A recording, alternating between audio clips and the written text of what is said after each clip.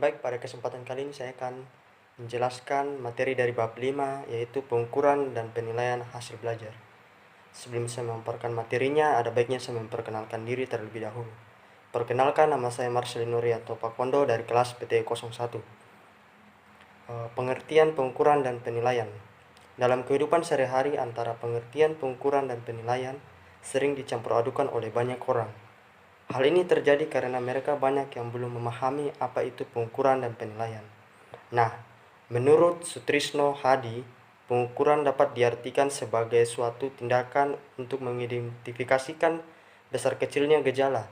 Sedangkan menurut Reimers memberikan rumusan, yaitu dari kata measurement, berasal dari kata to measure, yang berarti suatu kegiatan atau proses untuk menetapkan dengan pasti luas, dimensi dan kuantitas dari suatu dengan cara membandingkan terhadap ukuran tertentu.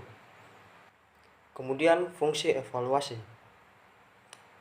Fungsi evaluasi menurut Suryabrata, dia menjelaskan fungsi evaluasi hasil belajar meliputi yang pertama, yaitu fungsi psikologis, yaitu agar siswa memperoleh kepastian tentang status di dalam kelasnya. Di samping itu, bagi guru merupakan suatu tanggung jawab sampai beberapa jauh usaha mengajarnya dikuasai oleh siswa-siswa. Nah, yang kedua yaitu fungsi didaktis.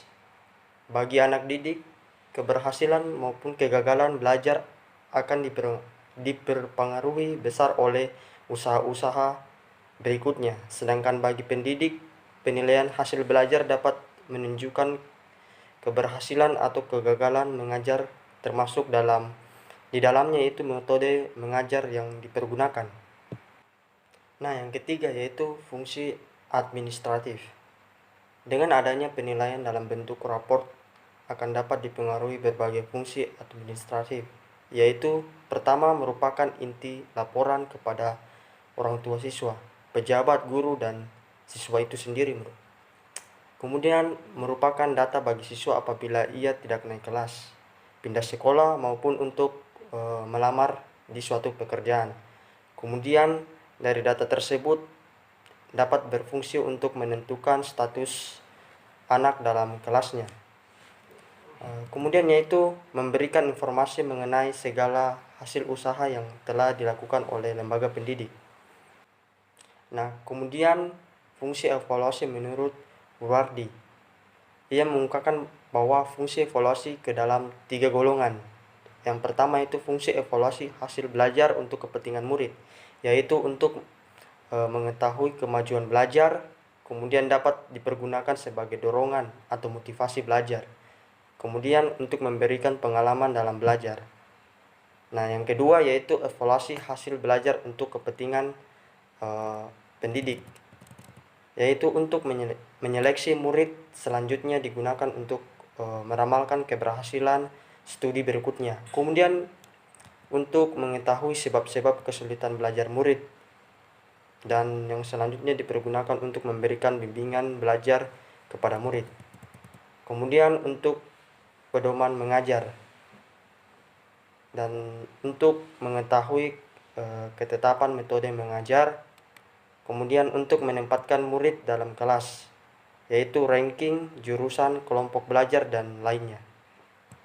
Nah, fungsi yang ketiga yaitu evaluasi hasil belajar untuk kepentingan organisasi atau lembaga pendidikan, yaitu untuk mempertahankan standar pendidikan, untuk menetapkan kurikulum yang disediakan, kemudian untuk menilai kemajuan sekolah yang bersangkutan.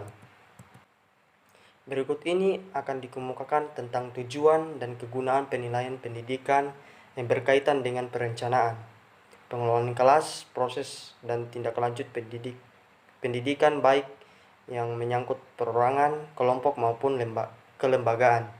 Nah, menurut Thorndike dan Hagen, tujuan dan kegunaan penilaian pendidikan dapat diarahkan dalam pengambilan keputusan yang bersangkut.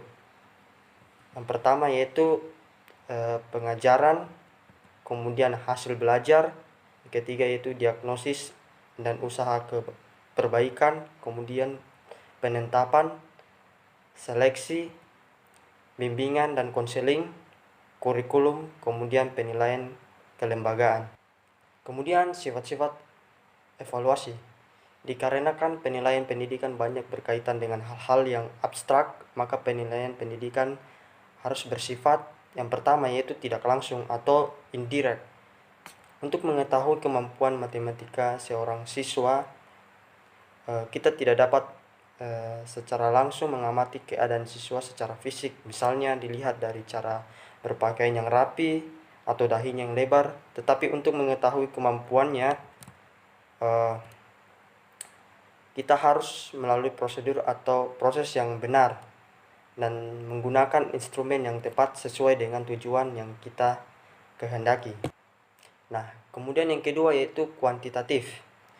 Meskipun dalam kehidupan sehari-hari kita selalu berkaitan dengan penilaian yang bersifat abstrak, misalnya kemampuan berbahasa, kemampuan matematika, sikap, bakat, intelijensi, dan sebagainya. Namun dalam prakteknya hal-hal yang bersifat abstrak tersebut dalam penilaian selalu dikuantitatifkan. Karena hal-hal yang abstrak tersebut selalu dikuantitatifkan, maka evaluasi pendidikan bersifat kuantitatif. Nah, yang ketiga yaitu relatif atau tidak mutlak. Evaluasi pendidikan bersifat relatif artinya setiap mengadakan penilaian kemungkinan terjadi adanya perubahan, atau dengan kata lain yaitu penilaian tidak selalu sama atau tetap dari satu waktu ke waktu. Kemudian yang keempat yaitu unit-unit yang tetap.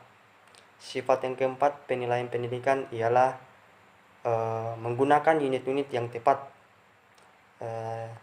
Artinya yaitu mengungkapkan atau mengukur sesuatu objek atau selalu menggunakan satuan ukuran tertentu sesuai dengan objek yang diulurkan atau yang dinilai.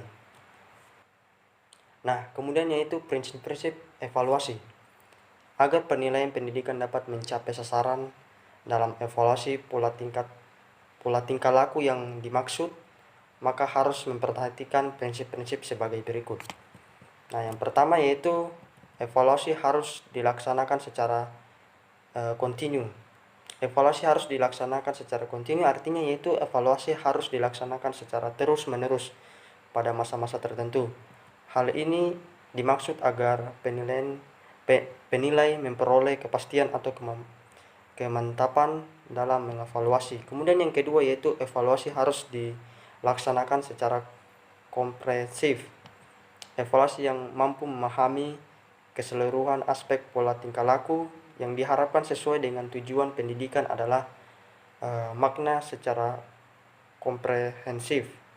Untuk dapat melaksanakan evaluasi secara komprehensif, maka setiap tujuan pendidikan harus dijabarkan sejelas mungkin sehingga dapat dijadikan pedoman untuk melakukan pengukuran. Nah, yang ketiga yaitu evaluasi harus dilaksanakan secara objektif. Melaksanakan evaluasi harus objektif artinya dalam proses penilaian hanya menunjukkan pada aspek-aspek yang dinilai sesuai dengan keadaan yang sebenarnya. Jadi dalam penilaian hasil pendidikan, penilaian tidak boleh memasukkan faktor-faktor subjektif dalam memberikan nilai kepada siswa. Dengan kata lain, evaluasi dikatakan objektif apabila penilaian dalam memberikan penilaian terhadap suatu objek hanya ada satu interpretasi. Nah, yang keempat yaitu melaksanakan evaluasi harus menggunakan alat pengukur yang baik.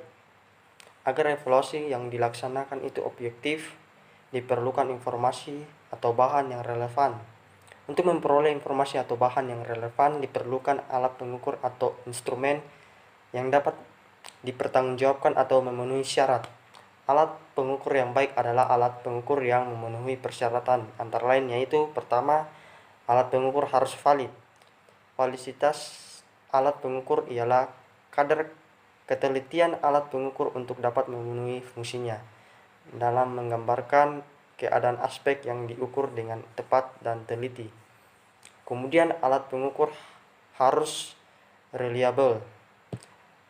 Pembicaraan reliabilitas stabilitas alat pengukur berdasarkan pada beberapa jauh suatu alat ukur dapat menunjukkan kestabilan, kekonstanan, atau kejegaan hasil pengukuran.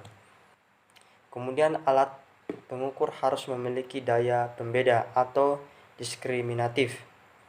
Daya pembeda atau discriminating power soal adalah beberapa jauh suatu butir soal mampu membedakan tentang keadaan aspek yang diukur apabila keadaannya memang berbeda. Kemudian alat evaluasi. Untuk dapat mengevaluasi dengan baik, kita harus melakukan pengukuran dengan baik pula. Untuk dapat mengukur dengan baik atau tepat, kita harus menggunakan alat pengukur yang baik atau memenuhi persyaratan. Adapun alat untuk mengukur atau mengevaluasi kegiatan pendidikan, khususnya hasil belajar pada garis besarnya, dapat dibedakan dalam dua macam, yaitu berupa tes dan non-tes. Apabila yang dipergunakan sebagai alat pengukur adalah tes, maka individu yang dievaluasi terhadap pada situasi yang telah distandarisasikan sedemikian rupa sehingga semua individu yang dites dapat diperlakukan dengan sama. Dengan situasi yang standar tersebut, tester akan menerima perintah atau tugas yang sama, sehingga setiap individu yang dites akan memperoleh skor tertentu sebagai penggambaran dari hasil yang telah mereka laksanakan. Adapun ciri-ciri situasi yang standar adalah sebagai berikut. Yang pertama yaitu semua individu yang dites akan memberikan jawaban dari pertanyaan dan perintah yang sama. Kemudian yang kedua yaitu semua individu akan mendapatkan perintah yang sama dan perintah tersebut harus jelas sehingga semua individu memahami makna perintah tersebut. Kemudian yang ketiga yaitu cara coding terhadap hasil tes harus dibuat seragam sehingga jawaban yang sama akan mendapatkan skor yang sama. Kemudian yang keempat yaitu waktu dan penyelenggaraan tes juga harus seragam. Dalam arti setiap individu mempunyai kesempatan dan waktu yang sama dalam melaksanakan tugas atau dalam menerima pernyataan tersebut. Baik, demikian pemaparan materi bab 5 yaitu pengukuran dan penilaian hasil belajar. Bila ada kata-kata yang kurang berkenan di hati Bapak, mohon dimaafkan. Sekian dan terima kasih.